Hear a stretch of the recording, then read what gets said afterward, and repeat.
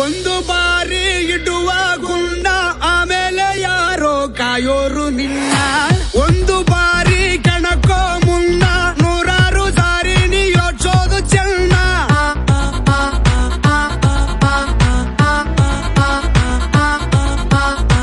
ಪ್ರೀತಿ ಮಾಡಿ ಮೈಯ ಸವರು ಪ್ರಾಣನೆ ನೀಡೋ ಗೆಳೆಯನೇ ಇವನು. ತೋರಿ ನೋಡು ನಿನ್ನ ಪೊಗರು ಸತ್ತೇನೆ ಇರದಂತೆ ಖುದ್ದ ಬಿಡೋನು. ಮಗನೇ ಇವನು